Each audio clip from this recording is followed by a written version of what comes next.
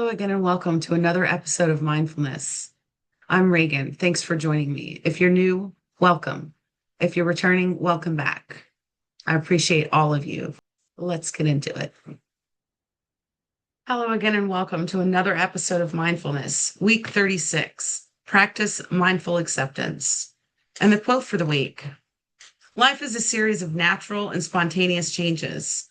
Don't resist them. That only creates sorrow. Let reality be reality.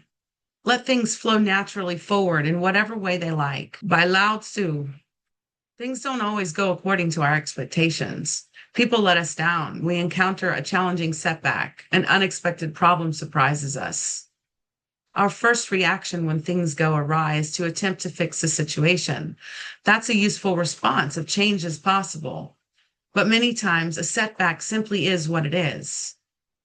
Often there's nothing to be done that can change the outcome or make things better right away. So our next reaction is to push against the reality of the situation. As we resist, we create more tension and suffering.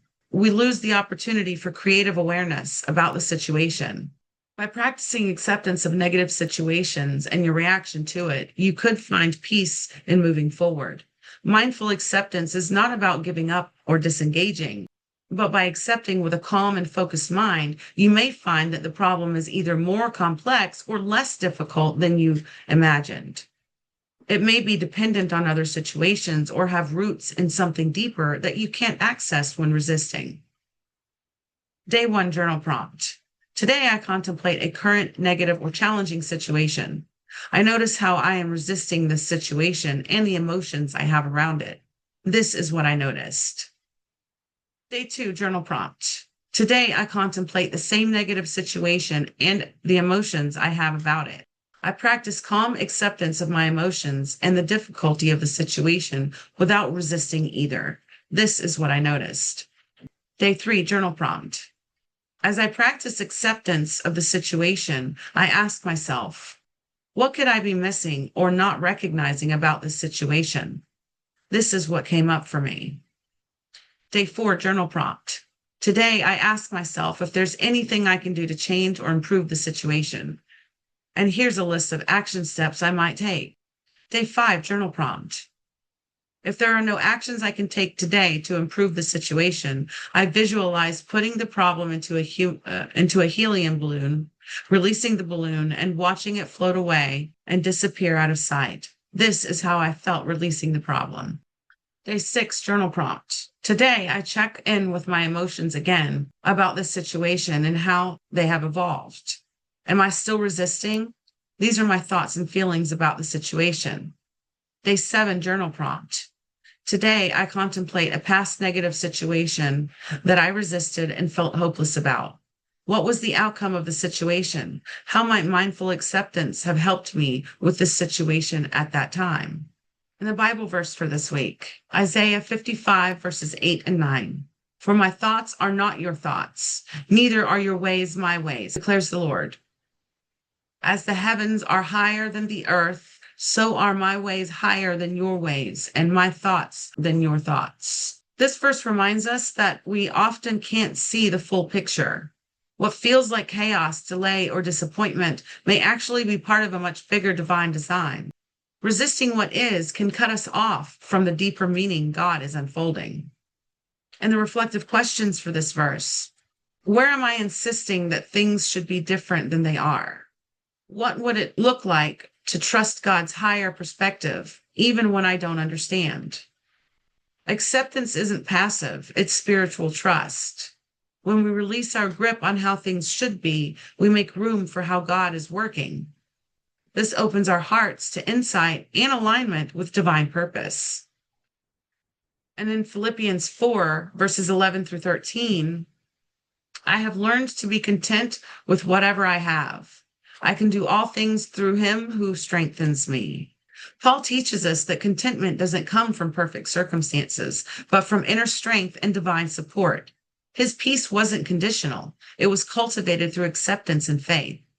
And the reflective questions for this verse: what situation am I resisting that I could begin to accept instead? How might acceptance strengthen me rather than weaken me?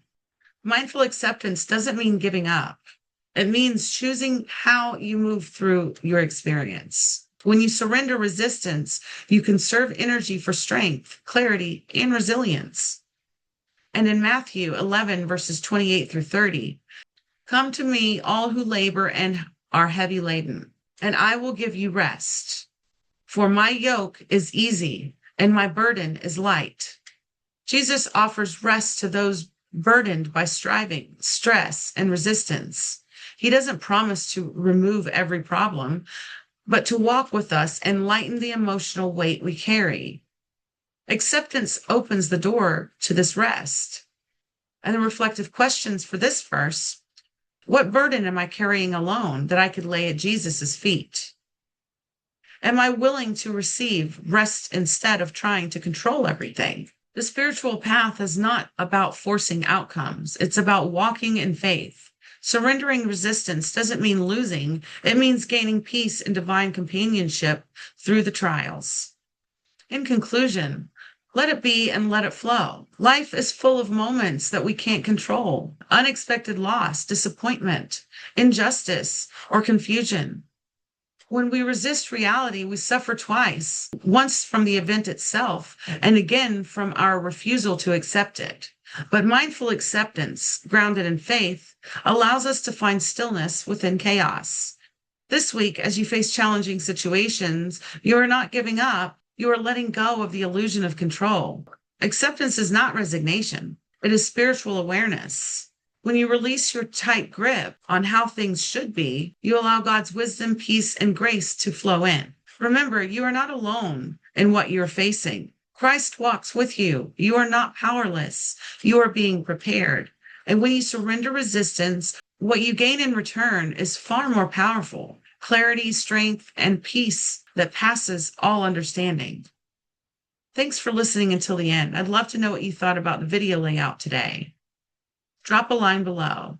And if you haven't done so already, be sure to check out my website, where you can book a one-on-one discovery call to uncover insights on how you can better apply these and other practices in your daily life with ease.